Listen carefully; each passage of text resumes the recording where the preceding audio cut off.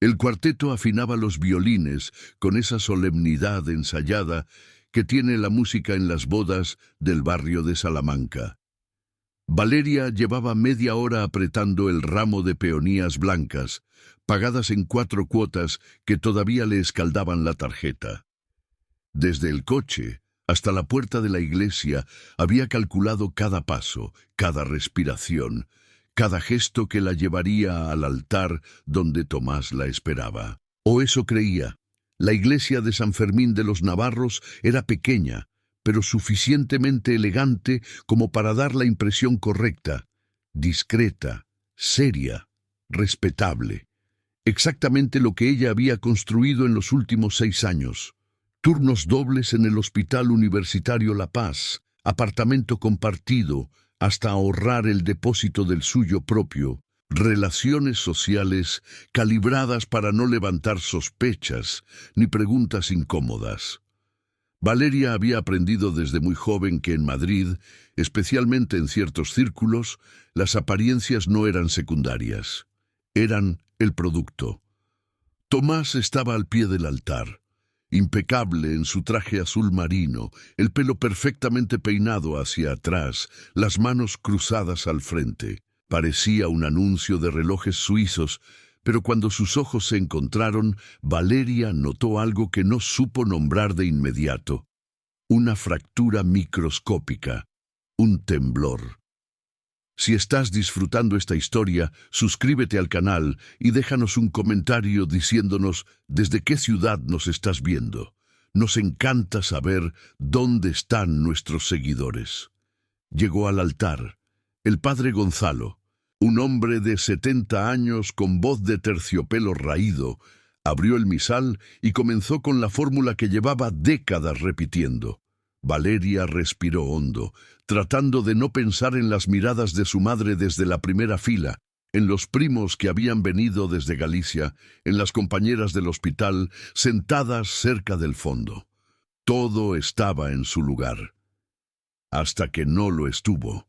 «Tomás», dijo el padre Gonzalo con esa cadencia litúrgica, «¿aceptas a Valeria como tu legítima esposa?» Silencio. No fue un silencio corto, de esos que se pueden disfrazar con una carraspera o un gesto nervioso. Fue un silencio que se extendió como una mancha de aceite sobre el mármol frío de la iglesia. Valeria sintió cómo su corazón empezaba a latir en un ritmo distinto, desacompasado, peligroso. «Tomás», repitió el sacerdote, esta vez con una nota de alarma apenas perceptible. Tomás levantó la vista.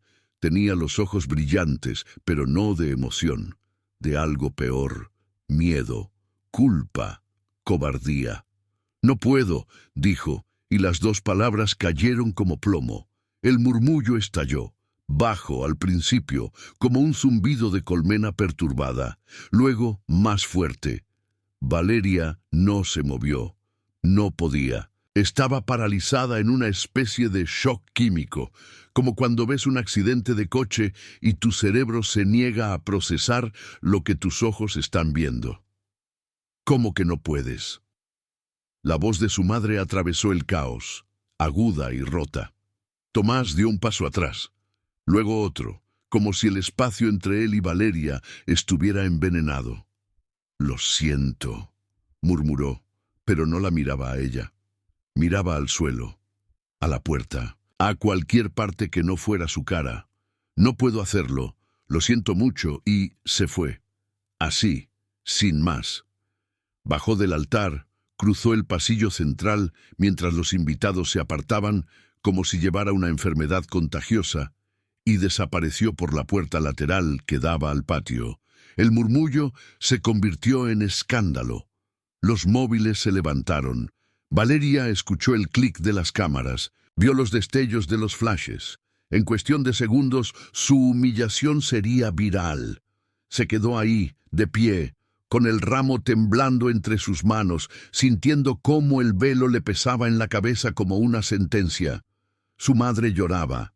Su tía Carmen gritaba algo sobre la vergüenza de la familia. Sus amigas del hospital la miraban con una mezcla de horror y lástima que dolía más que cualquier insulto. Y entonces, desde el fondo de la iglesia, alguien se puso de pie. El silencio que siguió fue de otra naturaleza. No era sorpresa ni escándalo, era miedo puro. Santoro caminó por el pasillo central como si fuera el dueño del espacio. Traje gris oscuro, perfectamente cortado, sin corbata, pelo plateado peinado hacia atrás con gel. 40 y tantos años que llevaba como si fueran una armadura. No era alto, pero ocupaba el lugar como si lo fuera.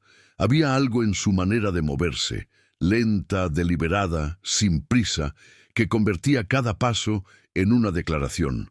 Valeria lo conocía. Bueno, no lo conocía. Sabía quién era. Todo el mundo en Madrid sabía quién era, aunque nadie lo dijera en voz alta. Obras públicas con licitaciones sospechosas, clubes privados en Chamartín, dinero que se movía por canales que no aparecían en ningún balance, un fantasma en traje caro que nunca terminaba en los tribunales porque los testigos siempre cambiaban de opinión. Llegó hasta donde estaba Valeria. Se detuvo. La miró de arriba abajo, sin prisa, sin disimulo. Luego giró hacia la sala, hacia los 200 pares de ojos que lo observaban con una mezcla de fascinación y terror. «Entonces ella es mía», dijo. No lo gritó, no hacía falta. Su voz tenía esa cualidad que tienen las sentencias judiciales, definitiva, inapelable, brutal. Valeria sintió cómo el aire se le escapaba de los pulmones. No era una propuesta, no era una pregunta, era una apropiación, un mensaje. Santoro no la estaba salvando, la estaba reclamando. Y lo estaba haciendo delante de todo el mundo, para que quedara claro que nadie, ni Tomás, ni su familia, ni el chismorreo de las redes sociales, tenía derecho a tocarla porque ahora ella estaba bajo su protección. O su propiedad, dependiendo de cómo se mirara. La madre de Valeria palideció. Su padre, que había estado a punto de subir al altar para consolar a su hija, se quedó congelado en el sitio. Nadie se movió, nadie dijo nada, porque todos sabían que cuando Santoro hacía una declaración pública, no estaba negociando, estaba informando. «Vámonos», le dijo a Valeria, extendiendo la mano. Ella lo miró. Miró su mano, limpia, con un anillo de oro en el meñique y uñas cuidadas. Miró sus ojos, oscuros, calculadores, sin rastro de compasión ni romanticismo. Luego miró hacia atrás, a su madre llorando, a sus amigas petrificadas, a los móviles grabando, a la iglesia que se había convertido en un circo. Tenía dos opciones: quedarse y convertirse en el espectáculo del año, o irse con Santoro y convertirse en otra cosa. No sabía bien en qué, pero al menos sería una elección, una decisión, un movimiento que ella controlaba. Tomó su mano. No fue un gesto romántico, fue estratégico, frío, un cálculo de supervivencia. Santoro la llevó hacia la salida. Nadie los detuvo, nadie se atrevió. Afuera, el sol de mayo caía sobre la calle Claudio Coello con una crueldad casi obscena. El chófer de Santoro, un hombre enorme con traje negro y expresión de piedra, abrió la puerta trasera de un Mercedes oscuro. Valeria subió. Santoro subió detrás de ella. La puerta se cerró con un clic suave y el coche arrancó. Durante los primeros 5 minutos, ninguno de los dos habló. Valeria miraba por la ventana cómo Madrid desfilaba. Las tiendas de lujo de Serrano, los cafés llenos de gente que no tenía ni idea de que su vida acababa de explotar, los edificios señoriales con balcones de hierro forjado que habían visto pasar décadas de vergüenzas privadas. «¿Por qué?», preguntó finalmente, sin mirarlo. Santoro se recostó en el asiento, cruzando una pierna sobre la otra. «Porque podía», respondió con una simplicidad brutal. No es una respuesta. Es la única que importa. Valeria giró la cabeza para mirarlo. Él sostuvo su mirada sin pestañear. No había arrogancia en su expresión, solo certeza. «No me conoces», dijo ella. «Sé suficiente. ¿Qué sabes? Santoro sonrió. Fue una sonrisa pequeña, casi educada, pero que no llegó a sus ojos. Sé que trabajas en la paz. Sé que pagas tus cuentas a tiempo. Sé que tu familia tiene una deuda pendiente con gente que trabaja para mí. Y sé que Tomás te dejó plantada porque alguien le recordó que esa deuda existe. Valeria sintió cómo el estómago se le retorcía. Una deuda, por supuesto. Siempre había algo. Siempre había un hilo invisible que conectaba las humillaciones con las facturas impagadas, con los favores mal calculados, con las decisiones desesperadas que alguien tomó años atrás. ¿Qué deuda?, preguntó, aunque una parte de ella ya lo sabía. Tu padre, hace 10 años, un préstamo para salvar el negocio. No funcionó, la deuda quedó, con intereses. Eso es ilegal. Santoro arqueó una ceja. ¿Ilegal? Valeria, estamos en Madrid. Aquí todo es ilegal hasta que alguien importante decide que no lo es. El coche tomó la calle Alcalá en dirección al Retiro. Valeria reconoció el camino. La llevaban hacia el barrio de Salamanca, pero no a su apartamento. A otro lugar, uno que probablemente Santoro controlaba. ¿Y qué quieres de mí?, preguntó, y su voz sonó más firme de lo que se sentía.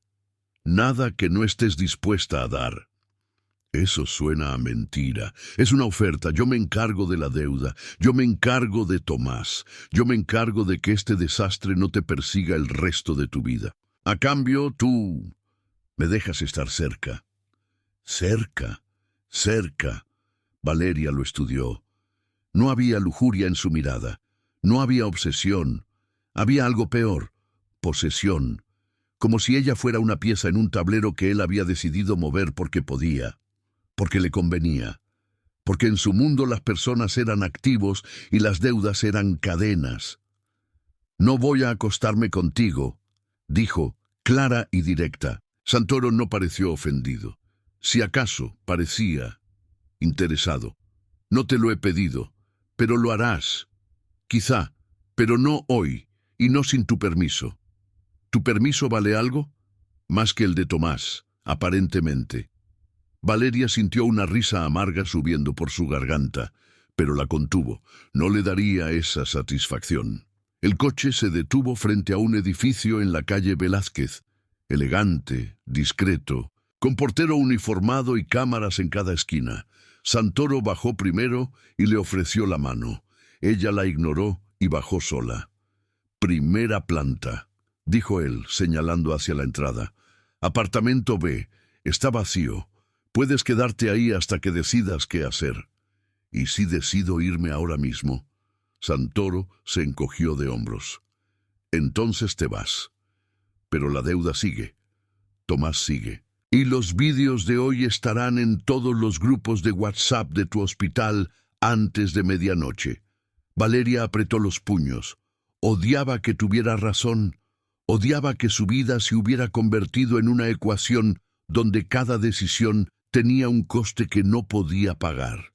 ¿Y si me quedo? Entonces hablamos, establecemos reglas, límites, lo que necesites para sentir que esto no es una prisión. Valeria lo miró fijamente. Buscó señales de mentira, de manipulación, de peligro inmediato.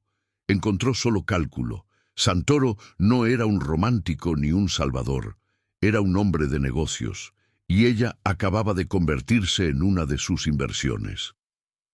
3 reglas, dijo finalmente. Nadie decide por mí, nadie me toca sin mi permiso, y nadie habla en mi nombre. Santoro sonrió.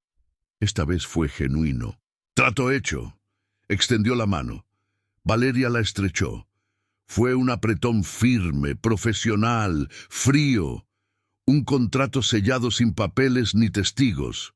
Solo 2 personas que entendían que en Madrid, especialmente en ciertos círculos, las palabras valían más que las firmas, porque las firmas se podían falsificar, pero las palabras, cuando las decía alguien como Santoro, eran sentencias. Valeria entró al edificio. El portero la saludó con una reverencia que parecía ensayada. El ascensor era de madera pulida y espejos. Se vio reflejada, el vestido de novia arrugado, el maquillaje corrido, el velo torcido. Parecía un fantasma, o una novia cadáver de esas películas de Tim Burton. El apartamento era exactamente lo que esperaba: moderno, impersonal, caro, muebles de diseño, suelos de parqué, ventanas enormes con vistas a la calle. No había fotos, ni libros, ni nada que indicara que alguien vivía ahí.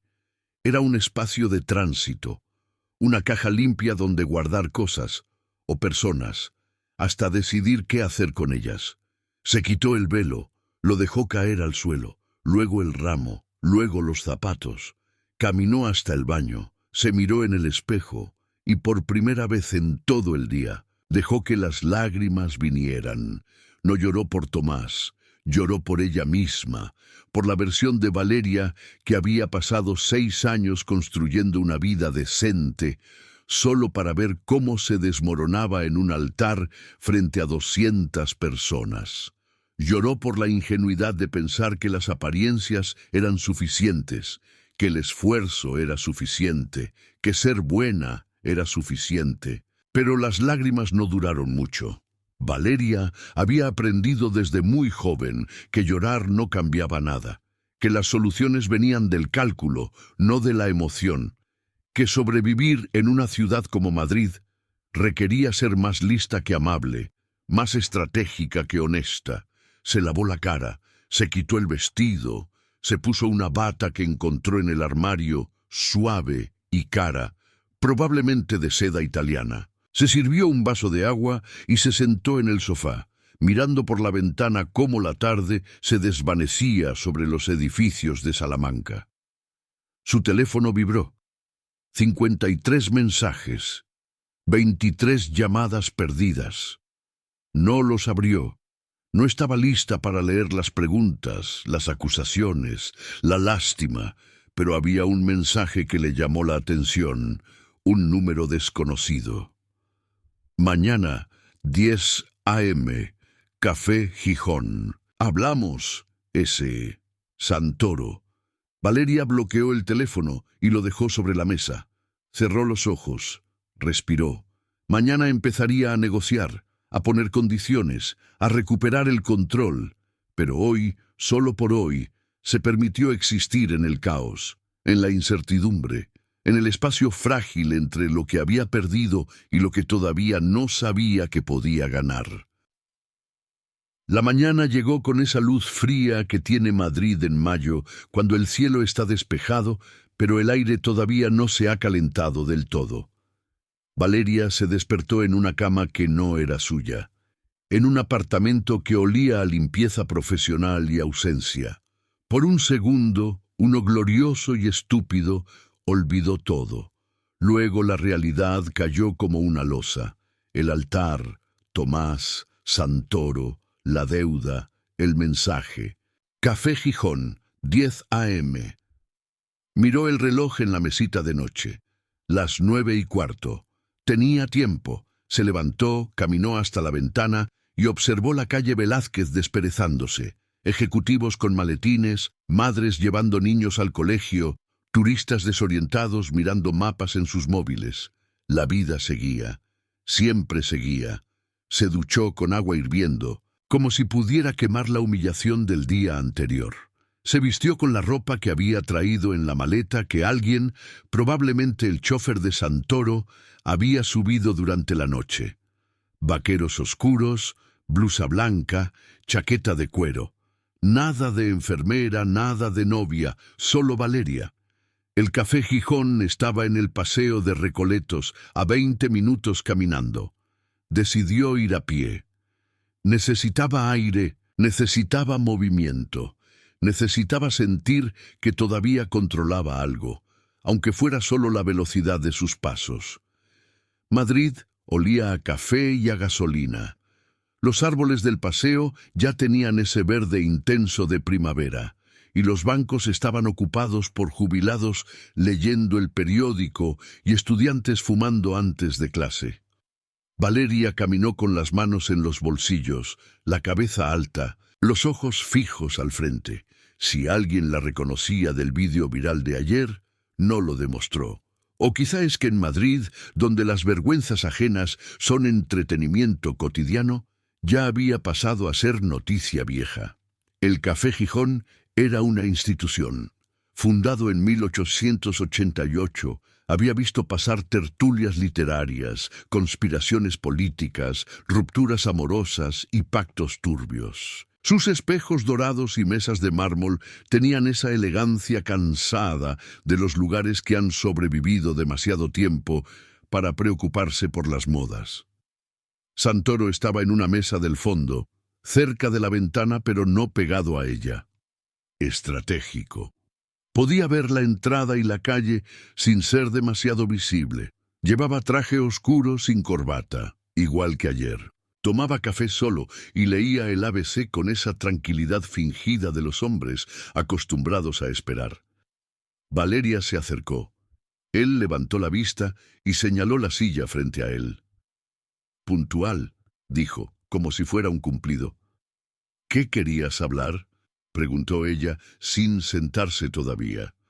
«Siéntate primero. Pareces una inspectora de Hacienda». Valeria se sentó. Un camarero apareció de inmediato, como si hubiera estado esperando su señal. Santoro pidió otro café solo para ella sin preguntarle. Un gesto de control disfrazado de cortesía. Valeria lo dejó pasar. «Todavía». «Tu padre pidió 300.000 euros hace 10 años», comenzó Santoro, doblando el periódico con precisión quirúrgica, «para salvar una empresa de reformas que ya estaba muerta. El préstamo se lo dieron mis socios. Con intereses. Tu padre pagó durante 3 años, luego dejó de pagar, la empresa quebró, la deuda quedó. ¿Cuánto es ahora? 500.000, con intereses compuestos». Valeria sintió cómo el estómago se le revolvía. 500.000 euros, una cifra imposible, una sentencia. «Es ilegal cobrar esos intereses», dijo, aunque sabía que el argumento era inútil. Ilegal es una palabra que usan los abogados cuando ya todo está perdido. Aquí no estamos hablando de tribunales, Valeria. Estamos hablando de cómo se hacen las cosas de verdad. El café llegó. Valeria lo tomó sin azúcar, sin leche, sin nada que suavizara el amargor. Lo necesitaba así. «¿Y Tomás?», preguntó. «Tomás trabaja en una promotora inmobiliaria. La promotora tiene contratos con empresas que dependen de licitaciones públicas, licitaciones que yo influencio. Le hicieron llegar un mensaje. Si se casaba contigo, la deuda de tu padre se convertiría en su problema. Si no se casaba, seguiría con su vida. Así que eligió su vida. Como hacen todos». Valeria apretó la taza con fuerza. Quería romper algo, gritar, pero sabía que eso solo le daría satisfacción a Santoro. Así que se quedó quieta, respiró hondo y preguntó lo único que importaba. «¿Qué quieres a cambio?». Santoro la miró durante un largo momento. No fue una mirada lasciva ni romántica. Fue evaluativa, como si estuviera midiendo cuánto podía pedir sin que ella saliera corriendo. «Quiero que estés cerca», dijo finalmente, «que aparezcas en ciertos eventos, que la gente sepa que estás bajo mi protección, que quien te toque, me toca a mí. ¿Soy un trofeo? Eres una inversión. ¿Qué diferencia hay?». Santoro sonrió. «Un trofeo se exhibe, una inversión se protege». Valeria dejó la taza sobre el plato con un clic seco. «3 condiciones», dijo, igual que ayer. «Nadie decide por mí, nadie me toca sin mi permiso, y nadie habla en mi nombre. Si aceptas eso, te dejo protegerme. Si no, me voy ahora mismo y tu inversión se va a la mierda». Santoro no pareció molesto, si acaso parecía impresionado. «¿Y la deuda de tu padre?». «No es mi deuda, es suya. Si me quedo es porque elijo quedarme, no porque me obligues con chantaje emocional. Tu padre irá a la cárcel. Mi padre tomó decisiones estúpidas. Yo no tengo que pagar por ellas. Era mentira, por supuesto. Valeria sabía que si su padre iba a prisión, su madre se derrumbaría, sus hermanos pequeños tendrían que dejar la universidad y ella cargaría con la culpa el resto de su vida. Pero no podía dejar que Santoro supiera eso, no podía darle esa arma. «De acuerdo», dijo Santoro después de un silencio. «Trato. Tú vienes a los eventos que te indique. Mantienes las apariencias y yo me encargo de la deuda, pero con una condición mía». «¿Cuál?» «Que no me mientas. Si quieres irte, te vas. Pero no me engañes, no me traiciones y no vayas a la policía, porque si lo haces, no habrá negociación. ¿Entendido?» Valeria sostuvo su mirada. «Entendido». Extendieron las manos, se estrecharon. Otro contrato sin papeles. Santoro sacó un sobre del bolsillo interior de su chaqueta y lo deslizó sobre la mesa. «Aquí dentro hay una tarjeta. Está vinculada a una cuenta con 50.000 euros. Úsala para lo que necesites. Ropa, transporte, lo que sea.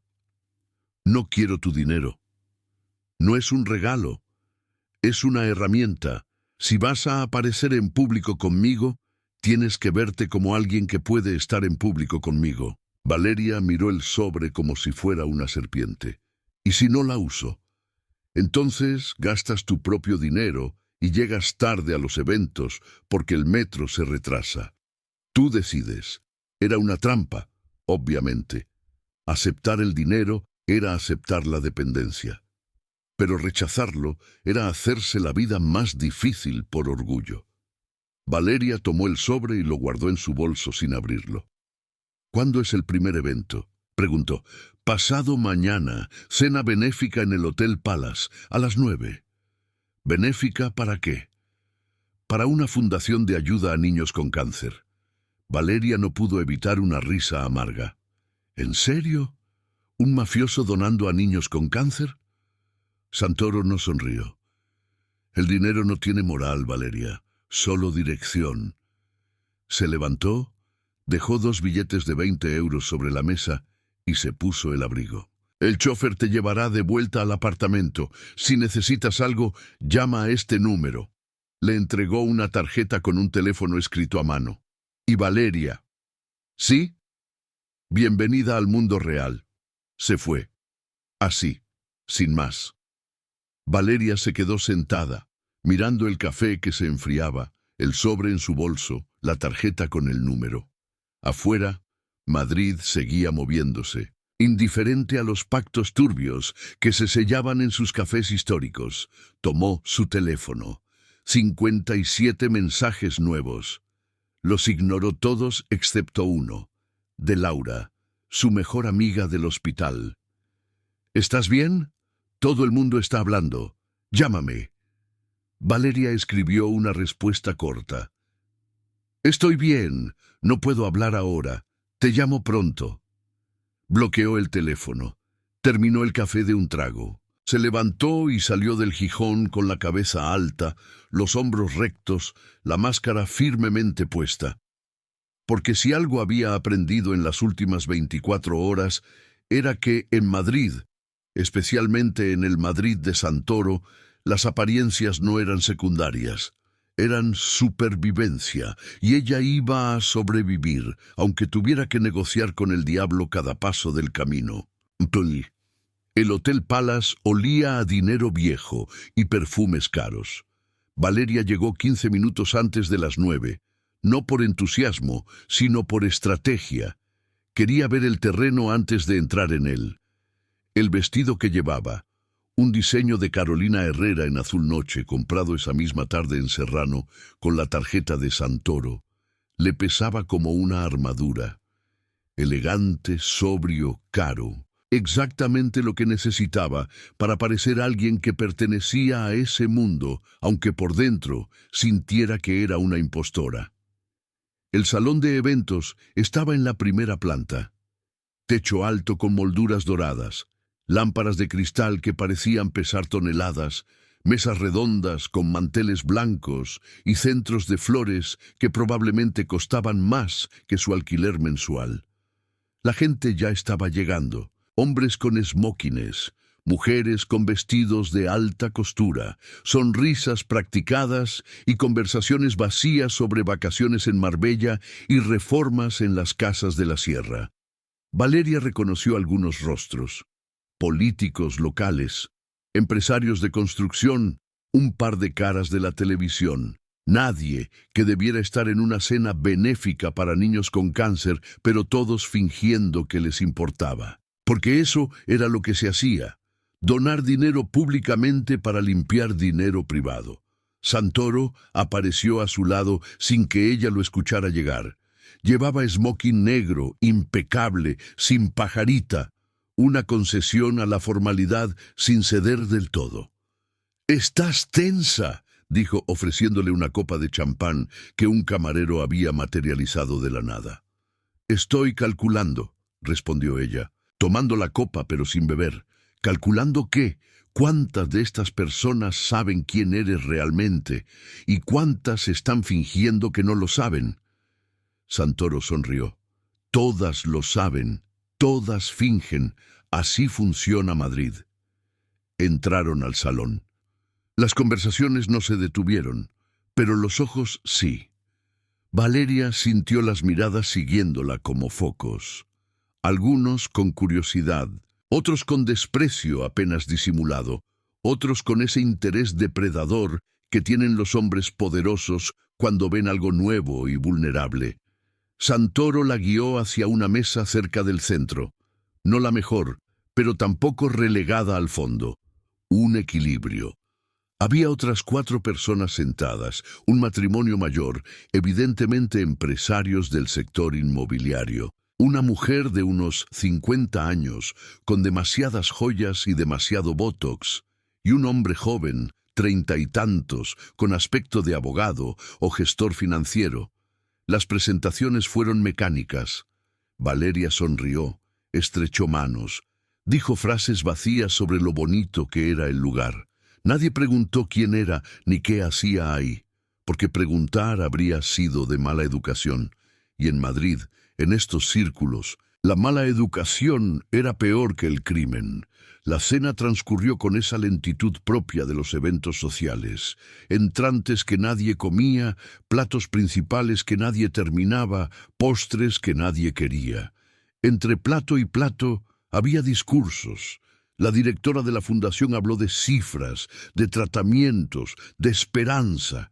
Valeria la escuchó y sintió una mezcla de asco y tristeza, no por la causa, que era real y necesaria, sino por la hipocresía de todo el asunto. Estos hombres y mujeres no estaban ahí por los niños, estaban ahí por las fotos, por las conexiones, por lavar imagen. «¿En qué piensas?», preguntó Santoro en voz baja, sin mirarla. «¿En que esto es obsceno? ¿El qué? Todo. La cena cara mientras hablan de niños enfermos, los vestidos de 10.000 euros, las sonrisas falsas. Bienvenida a la caridad de los ricos. ¿Tú donas? 200.000 euros al año». Valeria lo miró, sorprendida a su pesar. «¿Por qué?». «Porque me lo puedo permitir. Y porque cuando la gente ve mi nombre en la lista de donantes, es más difícil que me vean como un criminal». «Eres un criminal». «Soy un empresario con métodos poco ortodoxos. La diferencia es semántica». Valeria iba a responder cuando una voz interrumpió desde atrás. «Santoro, qué sorpresa verte por aquí». Valeria giró la cabeza. El hombre que había hablado era alto, delgado, 50 y tantos años, con pelo gris perfectamente cortado y una sonrisa que no llegaba a sus ojos. Llevaba smoking y un reloj que probablemente costaba más que un coche. Santoro no se levantó, solo giró ligeramente la cabeza. «Delgado, qué sorpresa que te invitaran». El tal Delgado se rió, pero fue una risa forzada. «Siempre tan encantador. ¿Y quién es tu acompañante?». Valeria sintió cómo la mirada de Delgado la recorría de arriba a abajo, sin disimulo, sin respeto, como si fuera un objeto. «Valeria», dijo Santoro y su voz adquirió un tono de advertencia. «Mi pareja». La palabra cayó como una piedra. «Pareja», no acompañante, no amiga, pareja. Una declaración pública, una línea en la arena, una señal para que todos supieran que ella no era un entretenimiento temporal. Delgado arqueó las cejas. «Encantado», dijo, extendiendo la mano. Valeria la estrechó con firmeza mirándolo directamente a los ojos. Igualmente. Delgado se fue. Pero Valeria notó que su mirada no era de curiosidad, era de cálculo, como si acabara de encontrar una debilidad que explotar. «¿Quién es?», preguntó cuando Delgado estuvo fuera del alcance del oído. «Un competidor, sector inmobiliario. También trabaja con licitaciones públicas. Tiene métodos similares a los míos. ¿Es peligroso? Todos son peligrosos en este negocio, Valeria. La pregunta es, ¿quién es más peligroso?». La cena terminó cerca de medianoche. Hubo más discursos, más aplausos, más fotos. Valeria sonrió para las cámaras, posó junto a Santoro, intercambió banalidades con gente cuyos nombres no recordaría al día siguiente. Y durante todo ese tiempo sintió las miradas, siempre las miradas, evaluándola, juzgándola, clasificándola. Cuando finalmente salieron del Palace, el aire fresco de la calle Alcalá fue como un bálsamo. Valeria respiró hondo, tratando de quitarse de encima la sensación pegajosa de haber estado en un lugar donde todos fingían ser mejores de lo que eran. «No estuvo tan mal», dijo Santoro mientras el chofer abría la puerta del Mercedes. «Fue horrible», respondió Valeria subiendo al coche. «Pero lo hiciste bien». «¿Hacer bien qué? Sonreír y callar». «Exactamente». Valeria lo miró con algo parecido al desprecio. «Si crees que voy a hacer esto cada semana, estás muy equivocado. No cada semana, solo cuando sea necesario». «¿Y quién decide cuándo es necesario?». «Yo». «Entonces necesitamos renegociar el trato». Santoro la miró con atención renovada. «¿Qué propones?». 3 eventos al mes. Máximo. Tú eliges cuáles, pero yo tengo derecho a veto si considero que es demasiado peligroso o humillante». «¿Humillante?». «Como lo de hoy. No voy a ser tu trofeo en cada cena de gala donde tengas que lavar imagen». Santoro guardó silencio durante un largo momento. El coche atravesaba Madrid de noche, las calles iluminadas, los bares todavía llenos, la gente que salía de los teatros y los cines. Una ciudad que nunca dormía, que nunca dejaba de moverse. «De acuerdo», dijo finalmente. 3 eventos al mes, pero sin veto. ¿Tú confías en mi criterio o esto no funciona?». «¿Y por qué debería confiar en tu criterio?». «Porque hasta ahora no te he mentido. Y porque si quisiera hacerte daño, ya lo habría hecho». Valeria sabía que tenía razón. Eso era lo más inquietante de todo. Santoro había sido brutalmente honesto desde el principio. No había fingido ser un salvador ni un romántico. Solo había dejado claro lo que quería y lo que estaba dispuesto a dar a cambio. 3 eventos, repitió ella. Y quiero saber con una semana de antelación. Nada de sorpresas de último minuto. Trato. El coche se detuvo frente al edificio de la calle Velázquez. Valeria bajó sin esperar a que el chofer le abriera la puerta. Santoro bajó detrás de ella. «No tienes que subir», dijo Valeria. «Lo sé». «Entonces, ¿por qué lo haces?». Santoro la miró con una expresión que Valeria no supo descifrar. No era deseo, ni posesión, ni control. Era algo más complicado. Curiosidad, quizá, o respeto.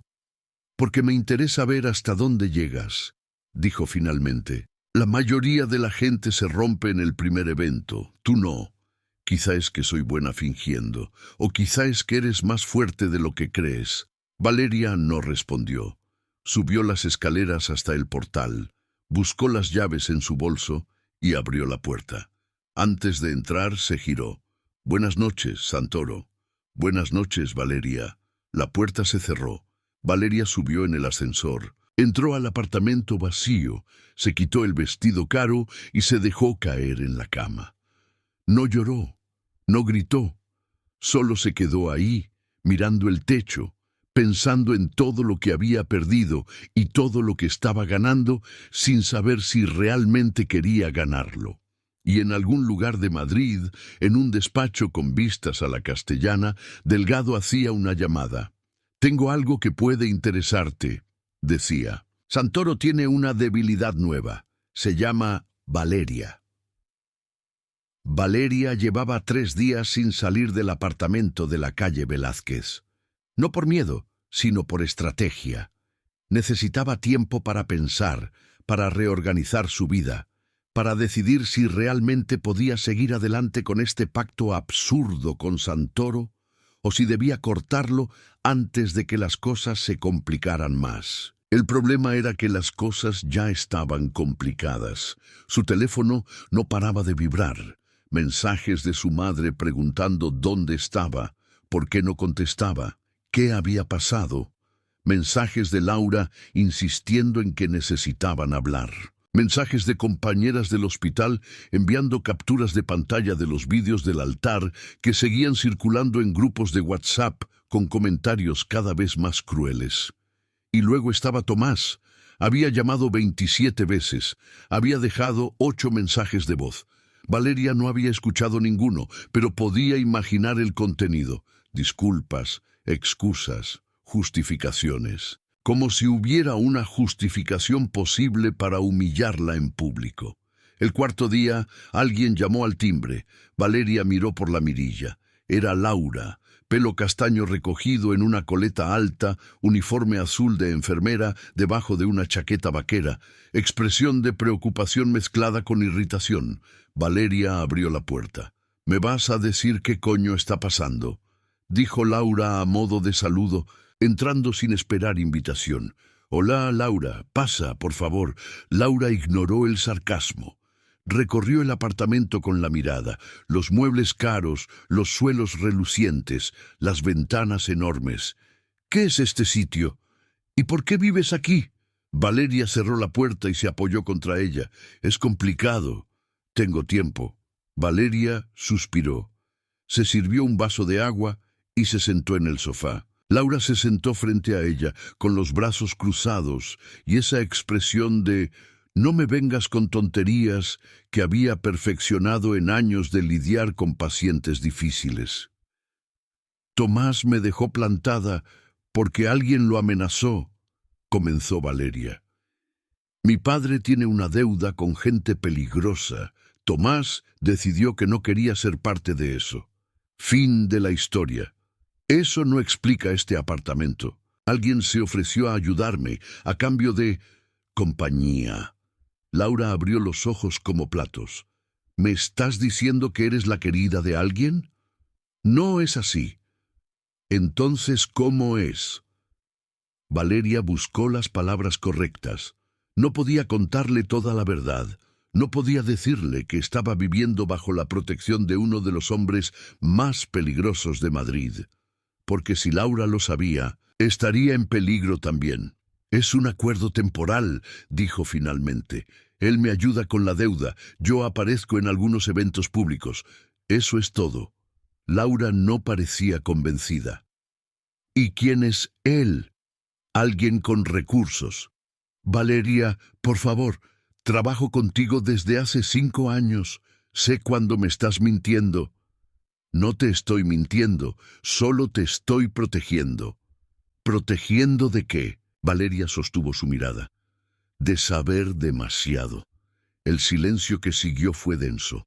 Laura se recostó en el sofá procesando. Finalmente habló, más suave. «¿Estás en peligro?». «No, al menos no por ahora». «¿Y lo estarás?». «No lo sé». Laura maldijo entre dientes. «Esto es una locura». «Lo sé. Deberías irte, volver a tu apartamento, volver al hospital, volver a tu vida». «No tengo vida a la que volver. Laura, mi boda explotó en redes sociales. Mi padre está arruinado, y si no acepto esta ayuda terminaremos todos en la calle o algo peor. Entonces ve a la policía y les digo que un hombre me ofreció ayuda a cambio de que vaya a cenas de gala. No hay crimen ahí, Laura, solo pragmatismo. Laura negó con la cabeza. Sabes que esto va a terminar mal. Quizá, o quizá es la única manera de que termine bien. Laura se levantó, claramente frustrada. Caminó hasta la ventana, miró la calle, volvió. Si necesitas algo, dijo finalmente, cualquier cosa, me llamas. ¿Entendido? Entendido. Se abrazaron. Fue un abrazo corto pero sincero. Laura se fue, y Valeria se quedó sola otra vez, con el peso de las decisiones que había tomado y las que todavía tendría que tomar. Esa noche, Santoro llamó. Mañana, 3 de la tarde, necesito que vengas a mi despacho. ¿Para qué? Hay algo que tienes que saber. ¿No puedes decirme por teléfono? No. Valeria iba a protestar, pero Santoro colgó antes de que pudiera hacerlo. Típico. El despacho de Santoro estaba en un edificio moderno cerca de la Castellana. Cristal, acero, diseño minimalista, nada que gritara mafioso, todo que susurrara empresario de éxito. La recepcionista, una mujer de unos 30 años con sonrisa profesional y mirada alerta, la saludó por su nombre y la guió hasta el ascensor. Piso 12. Puertas de cristal esmerilado. Interior espacioso con vistas a Madrid. Santoro estaba detrás de un escritorio de madera oscura, hablando por teléfono. Le hizo un gesto para que se sentara. Valeria observó el despacho mientras esperaba. Libros en estanterías, algunos en italiano, otros en español, una escultura moderna en una esquina, cuadros abstractos en las paredes. Nada personal. Nada que revelara quién era realmente el hombre que ocupaba ese espacio. Santoro terminó la llamada y se giró hacia ella. Tenemos un problema. ¿Qué tipo de problema? Delgado, el hombre que conociste en el Palace. Lo recuerdo. Está haciendo preguntas sobre ti. ¿Dónde vives? ¿Dónde trabajas? ¿Quién es tu familia? Valeria sintió un escalofrío recorrerle la espalda. ¿Por qué? Porque sabe que eres importante para mí, y porque en este negocio las debilidades se explotan. No soy tu debilidad. Para ello sí. Valeria apretó los puños. ¿Y qué se supone que haga? ¿Esconderme? No, pero tienes que ser más cuidadosa. No salgas sola de noche, no hables con desconocidos, y si alguien te sigue o te aborda, me llamas inmediatamente. Esto es ridículo. Esto es la realidad. Valeria se levantó furiosa. ¿Sabes qué? No firmé para esto. No firmé para vivir con miedo. No firmé para convertirme en un objetivo. Santoro se levantó también, rodeó el escritorio y se paró frente a ella, demasiado cerca. No firmaste nada, Valeria. Por eso puedes irte cuando quieras. Pero si te vas, la deuda de tu padre sigue. Y Delgado seguirá haciendo preguntas. Porque ahora ya eres parte de esto, te guste o no. Valeria lo miró con odio, con impotencia, porque sabía que tenía razón. Te odio, dijo, y su voz sonó más rota de lo que hubiera querido. Lo sé, respondió Santoro, y por primera vez desde que lo conocía, Valeria vio algo parecido al arrepentimiento en sus ojos. Pero no puedo cambiar lo que soy. Solo puedo tratar de protegerte mientras estés aquí. Se quedaron así, mirándose durante un largo momento. Luego Valeria se dio la vuelta y salió del despacho sin decir nada más, porque no había nada más que decir. La llamada llegó 3 días después, a las 11 de la noche. Valeria estaba en la cama leyendo un libro que no conseguía retener en su memoria cuando el teléfono vibró. Número desconocido. Dudó, pero algo en su instinto le dijo que contestara. ¿Valeria? La voz era de hombre, joven, nerviosa. ¿Quién es? Soy Tomás. Valeria sintió como todo su cuerpo se tensaba. Había evitado pensar en él durante días. Había bloqueado sus llamadas. Había borrado sus mensajes sin leerlos. Y ahora estaba ahí, al otro lado de la línea, como un fantasma que se negaba a desaparecer. ¿Qué quieres?, preguntó fría. Necesito verte. Por favor, No. Valeria, por favor, es importante. Tengo que explicarte algo. Ya sé por qué lo hiciste, Tomás. Santoro me lo contó. La deuda, ya sé por qué lo hiciste, Tomás. Santoro me lo contó. La deuda, la presión, tu cobardía. No fue cobardía, fue complicado. Valeria, por favor, solo escúchame 5 minutos. No tengo 5 minutos para ti. Te están usando. Santoro no es quien crees. Hay cosas que no sabes, cosas peligrosas. Valeria se sentó en la cama, alerta. ¿Qué cosas? No por teléfono.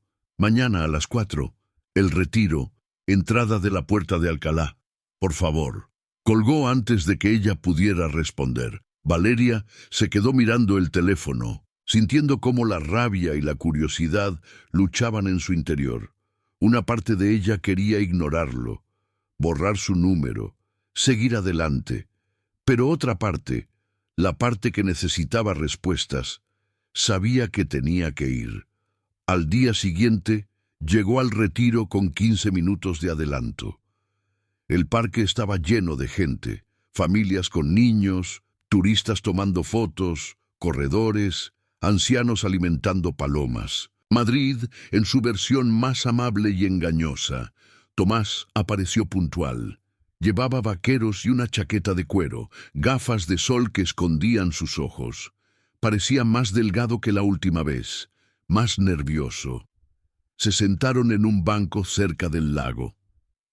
«¿Qué querías decirme?», preguntó Valeria sin preámbulos. Tomás se quitó las gafas. Tenía ojeras profundas, como si no hubiera dormido en días. Santoro no solo controla licitaciones, hay más. Lavado de dinero, extorsión, tráfico de influencias, y la gente que trabaja con él desaparece cuando deja de ser útil. ¿Y cómo sabes todo eso? Porque trabajé para él, indirectamente, la promotora donde estoy. Es una de sus empresas fantasma, mueve dinero sucio a través de proyectos inmobiliarios falsos. Valeria lo miró con incredulidad. ¿Y me lo dices ahora? ¿Después de dejarme plantada? ¿Después de que aceptara su ayuda? Por eso te lo digo, porque si sigues con él vas a terminar siendo cómplice. O peor. ¿Peor cómo? Tomás bajó la voz. Delgado, el hombre del Palace. Es competencia de Santoro y está buscando maneras de quitarle territorio. Si sabe que eres importante para Santoro, te usará, te seguirá, te presionará, te hará daño si es necesario. Valeria sintió cómo el miedo se enroscaba en su estómago, pero no era miedo a Santoro, era miedo a lo que Tomás estaba diciendo. ¿Y se supone que debo creerte? ¿Después de todo? No tienes que creerme, solo tienes que ser cuidadosa y, si puedes, aléjate de él antes de que sea demasiado tarde. Se levantó, volvió a ponerse las gafas. Lo siento, Valeria, por todo, de verdad. Y se fue, dejándola sola en el banco con más preguntas que respuestas. Esa noche, Valeria no durmió. Dio vueltas en la cama, pensando en las palabras de Tomás, en las advertencias de Santoro, en la mirada calculadora de Delgado. Todo encajaba y nada encajaba. Y lo peor era que no sabía en quién confiar. A las 3 de la mañana, tomó una decisión. Si iba a estar en medio de todo esto, necesitaba protección real.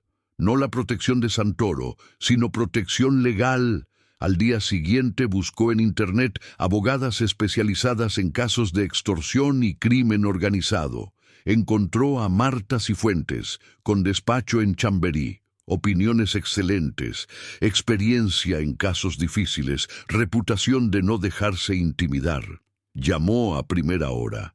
Consiguió cita para esa misma tarde. El despacho era pequeño pero profesional. Marta Cifuentes tenía unos 50 años, pelo corto teñido de rubio, traje oscuro y mirada inteligente. La escuchó sin interrumpir mientras Valeria le contaba todo.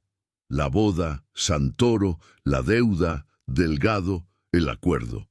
Cuando terminó, Marta se recostó en su silla. «Tiene 2 opciones», dijo. Una, va a la policía, denuncia todo y entra en un programa de protección de testigos. 2. Negocia una salida con Santoro, que la libere legalmente de cualquier compromiso. ¿Y la deuda de mi padre? La deuda es ilegal. Los intereses son usura. En un tribunal no tendría validez. Pero llevarlo a tribunal significa exponerse. Santoro tiene recursos para alargar el proceso años. Y la opción 2. Redactamos un documento donde usted y Santoro acuerdan cancelar cualquier obligación mutua. Él renuncia a la deuda de su padre. Usted renuncia a cualquier reclamación futura, limpio y claro. ¿Y por qué aceptaría él? Marta sonrió, porque si no acepta, usted va a la policía, y aunque él tenga protección, una investigación formal siempre trae problemas. Es más fácil dejarlo ir que arriesgarse. Valeria pensó durante un largo momento. ¿Cuánto tiempo necesita para preparar el documento? 1 semana. Pero necesito que esté segura. Si Santoro rechaza el acuerdo y usted no está dispuesta a ir a la policía, no tenemos nada. Lo estaré. Prepárelo. Salió del despacho sintiendo algo que no había sentido en semanas. Control. Pequeño, frágil, pero control al fin y al cabo. Esa noche, Santoro llamó. Cena, mañana, restaurante diverso, 9:30. ¿Otro evento? No, solo nosotros. Valeria dudó. Era la primera vez que Santoro la invitaba a algo que no fuera público, que no fuera parte del acuerdo. ¿Por qué? Porque quiero hablar, sin testigos, sin máscaras. ¿De qué? De lo que viene después. Colgó. Valeria se quedó mirando el teléfono, sintiendo cómo la inquietud le trepaba por la espalda. Diverso era uno de los restaurantes más exclusivos de Madrid. 3 estrellas Michelin, lista de espera de meses, precios que requerían calculadora.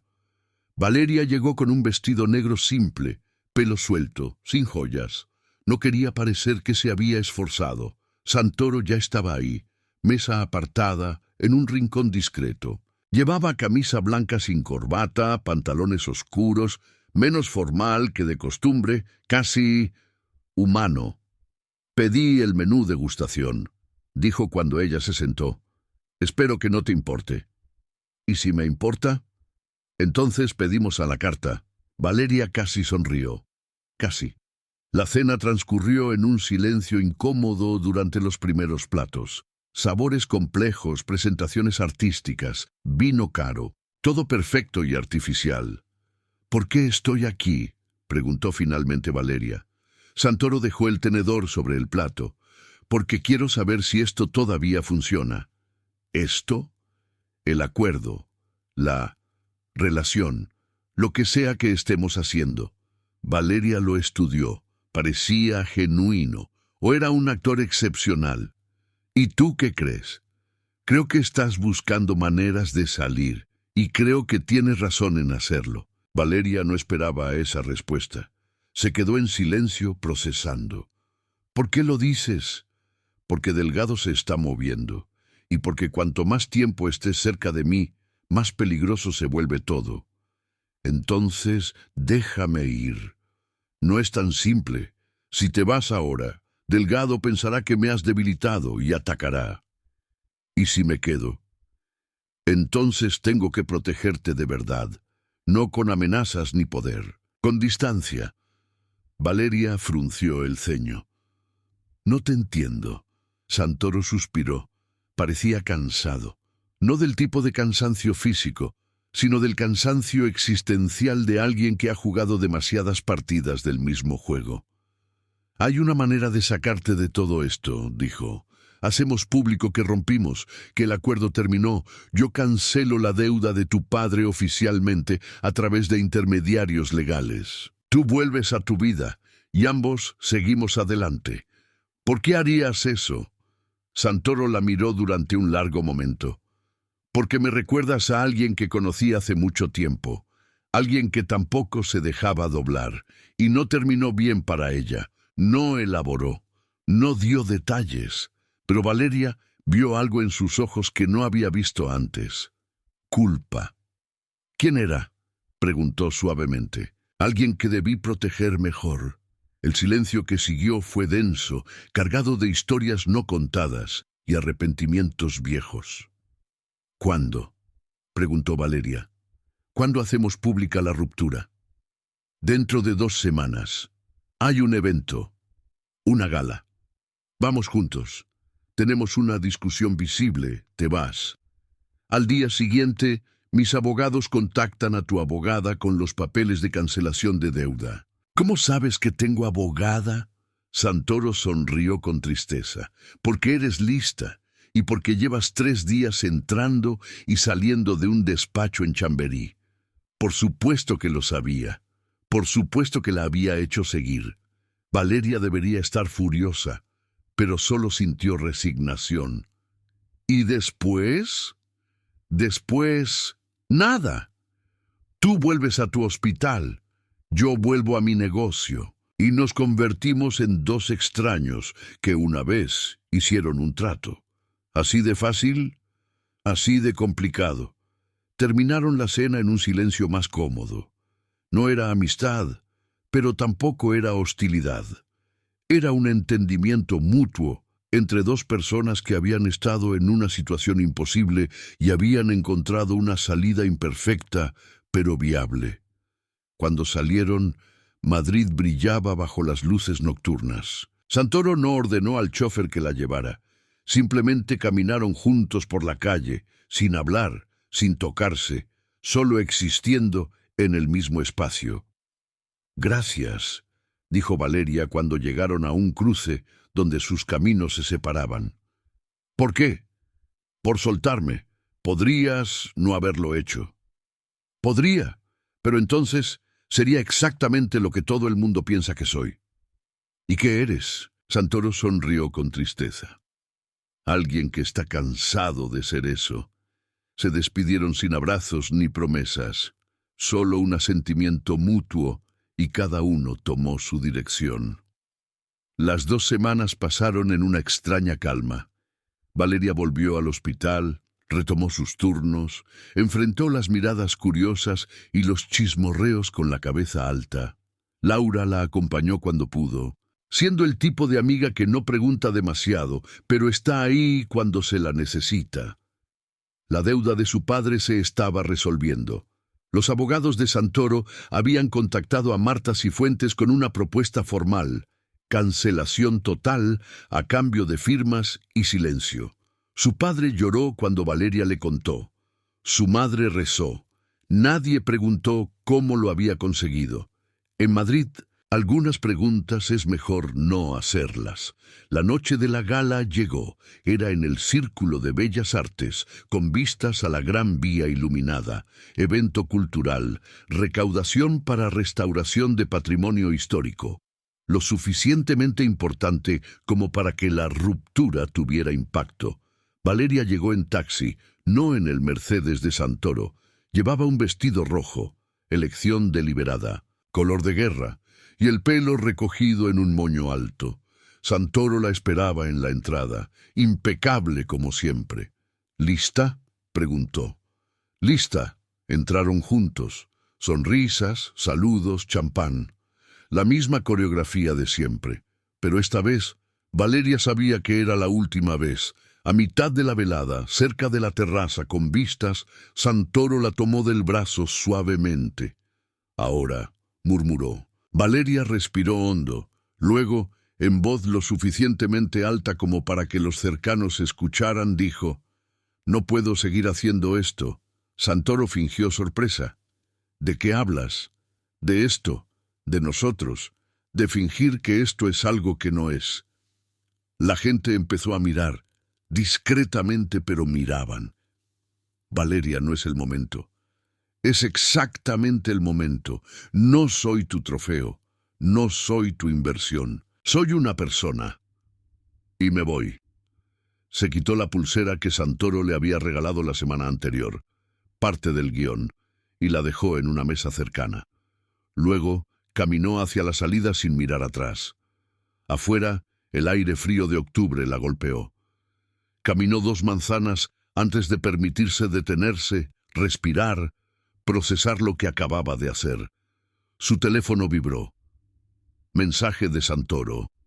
Bien hecho. Los papeles llegarán mañana. Cuídate, Valeria. No respondió.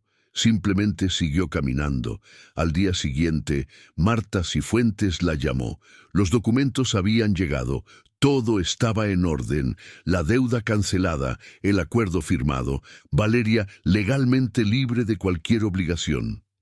¿Cómo te sientes?, preguntó Marta. Valeria pensó durante un momento, como si hubiera sobrevivido algo que no debería haber sobrevivido.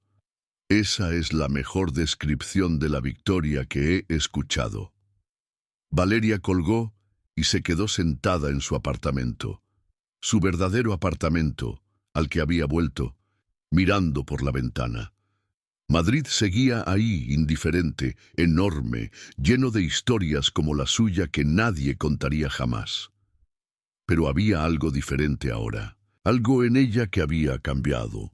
No era más fuerte ni más dura, era más consciente, consciente de que las apariencias eran mentiras convenientes, consciente de que la supervivencia requería negociación, no bondad, consciente de que en una ciudad como Madrid, especialmente en ciertos círculos, las reglas las escribían los que tenían poder, y la única manera de no ser destruida era aprender a escribir las tuyas propias. Tomó su teléfono y escribió un mensaje a Laura. «Café mañana. Te invito. Tengo mucho que contar». Luego, por primera vez en meses, Valeria se permitió sonreír. No era una sonrisa de felicidad, era una sonrisa de reconocimiento. De haber cruzado el fuego y salido con cicatrices, sí, pero salido. Se levantó, se preparó un té y se sentó con un libro. Afuera, Madrid seguía moviéndose, y ella también, hacia adelante, siempre hacia adelante. 3 meses después, la vida de Valeria había encontrado un ritmo nuevo. Trabajaba en el hospital, había rechazado 2 propuestas de citas porque no estaba lista, y había empezado a ir a terapia, decisión que Laura había celebrado con champán barato y aplausos exagerados. Su familia nunca preguntó cómo se había resuelto la deuda. Su padre había encontrado trabajo en una empresa de reformas pequeña, honesta, sin conexiones turbias. Su madre había dejado de llamarla todos los días con preguntas disfrazadas de preocupación, y sus hermanos habían podido seguir en la universidad. Un martes por la tarde, mientras tomaba café en un Starbucks cerca del hospital antes de su turno de noche, vio las noticias en la televisión del local. Operación policial desmantel. Operación policial desmantela red de corrupción en licitaciones públicas. Varios empresarios detenidos, entre ellos Alberto Delgado. Valeria subió el volumen mentalmente, aunque no podía hacerlo físicamente. En la pantalla aparecían imágenes de hombres siendo escoltados por la policía, edificios con cintas amarillas, portavoces hablando de investigaciones que llevaban meses. Delgado estaba entre los detenidos, pero Santoro no aparecía por ninguna parte. Su teléfono vibró. Mensaje de un número que no tenía guardado, pero que reconoció de inmediato. A veces la mejor estrategia es dejar que los rivales se destruyan solos. Espero que estés bien. S. Valeria miró el mensaje durante un largo momento. Luego lo borró sin responder, porque esa era la diferencia ahora. Podía elegir no responder, podía elegir seguir adelante sin mirar atrás, sin sentirse obligada, sin cargar con deudas que no le pertenecían. Los meses siguientes trajeron más cambios. Valeria había solicitado una especialización en cuidados paliativos. No era la rama más glamurosa de la enfermería, pero era la que más sentido tenía para ella ahora. Había aprendido algo en esos meses caóticos, que la dignidad no venía de las apariencias ni del dinero, sino de cómo elegías enfrentar los momentos en que todo se desmoronaba. Una tarde de diciembre, mientras salía del hospital después de un turno doble, Alguien la llamó desde un coche aparcado en la acera. Por un segundo, el viejo miedo volvió. Pero cuando giró la cabeza, vio que era Tomás. Estaba más delgado, con barba de varios días, aspecto cansado. Bajó del coche y caminó hacia ella con las manos en los bolsillos. «Solo quería disculparme», dijo sin preámbulos. «De verdad, sin excusas. Lo que hice fue imperdonable». Valeria lo miró sin emoción. Había pasado tanto tiempo procesando esa herida que ya no dolía. Solo era una cicatriz más. «Ya lo sé», respondió. «¿Algo más? ¿Crees que alguna vez podrás perdonarme?» Valeria pensó durante un momento. Podría haberle mentido, haberle dado una respuesta amable para que él se sintiera mejor, pero había aprendido que la amabilidad sin verdad era solo otra forma de mentira. «No lo sé», dijo honestamente. «Quizá algún día, pero no hoy, y probablemente no pronto». Tomás asintió como si esperara esa respuesta. «Dejé la promotora, me fui de todo eso. Estoy trabajando en otra cosa, algo limpio. Me alegro por ti. ¿Tú estás bien?» «Estoy mejor». No era «estoy bien», pero era verdad. Estaba mejor que en aquel altar, mejor que en aquel apartamento prestado, mejor que en aquellas noches sin dormir, preguntándose cómo había llegado a ese punto. Tomás se despidió con un gesto de cabeza, subió a su coche y se fue. Valeria se quedó ahí parada durante un momento, sintiendo algo parecido al cierre. No era perdón, no era olvido, pero era aceptación, y a veces eso era suficiente. La Navidad llegó con ese frío seco que tiene Madrid en diciembre. Valeria pasó la Nochebuena con su familia en un apartamento que olía a comida casera y a alivio. Su padre había recuperado algo de peso, su madre sonreía más, sus hermanos hablaban de exámenes y planes de futuro. Nadie mencionó la boda, nadie mencionó la deuda. Algunos fantasmas era mejor dejarlos donde estaban, en el pasado donde no podían hacer más daño. El día después de Navidad, Valeria caminó sola por el retiro. Necesitaba aire, espacio, tiempo para pensar. El parque estaba casi vacío, los árboles desnudos, el cielo gris pero sin lluvia. Se sentó en el mismo banco donde Tomás le había contado sobre Santoro, sobre Delgado, sobre los peligros. Sacó su teléfono y buscó noticias. La investigación sobre Delgado seguía adelante. Acusaciones de fraude, cohecho, blanqueo de capitales. Su imperio se estaba desmoronando pieza por pieza. Santoro, como siempre, permanecía en las sombras, intocable, protegido por capas de intermediarios y documentos imposibles de rastrear. Valeria pensó en él a veces. No con nostalgia ni con rabia, sino con una curiosidad distante. ¿Había sido real esa última cena? ¿Esa confesión sobre alguien a quien no había protegido? ¿O había sido otra pieza del juego? Probablemente nunca lo sabría. Y estaba bien. Algunas preguntas no necesitaban respuesta. Se levantó del banco, se ajustó la bufanda y caminó hacia la salida del parque. Pasó junto al Palacio de Cristal, brillando bajo el sol invernal, y sintió algo que no había sentido en mucho tiempo: esperanza.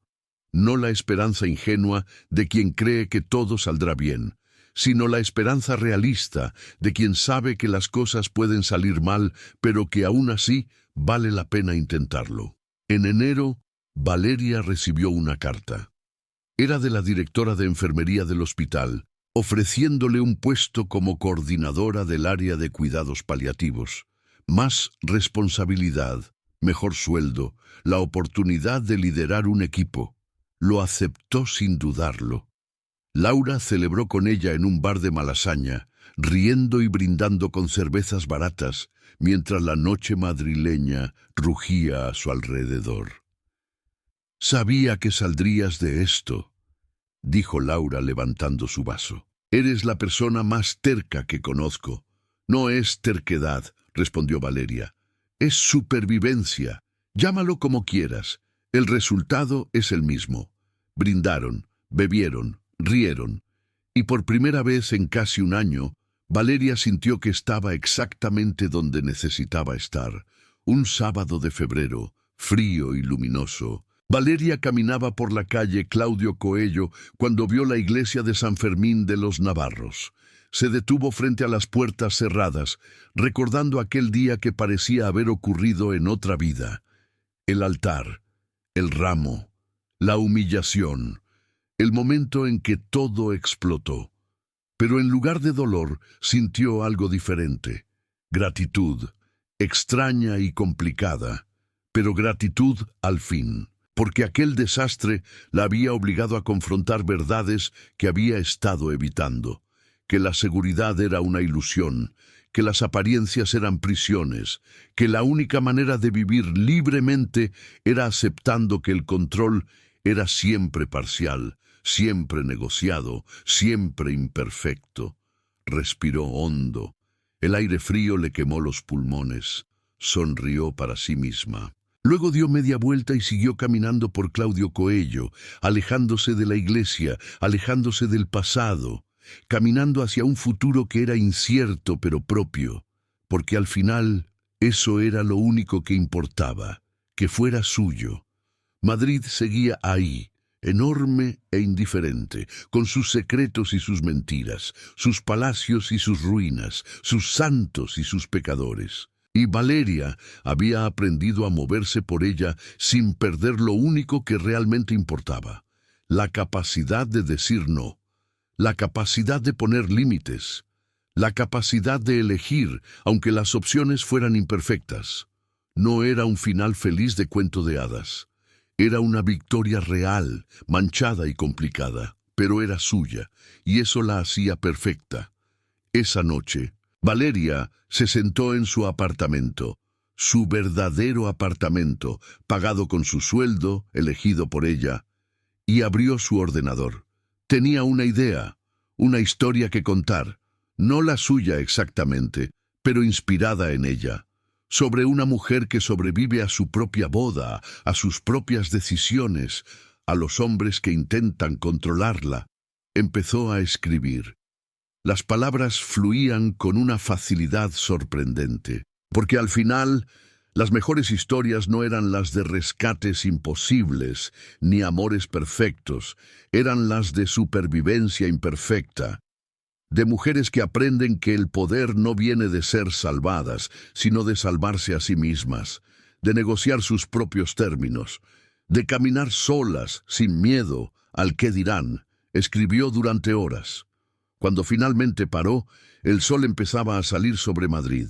La ciudad despertaba lentamente, panaderos abriendo tiendas, barrenderos limpiando calles, trabajadores caminando hacia el metro. Valeria guardó el documento, se preparó un café y se sentó junto a la ventana. Miró la ciudad que la había roto y rehecho, y sonrió, porque había aprendido la lección más importante, que en una ciudad como Madrid, en un mundo como este, la verdadera libertad no venía de evitar el peligro, venía de aprender a navegarlo, de conocer las reglas para poder romperlas, de entender el juego para poder negarse a jugarlo. Y ella había jugado, había ganado, había perdido, pero sobre todo había sobrevivido, y eso era suficiente.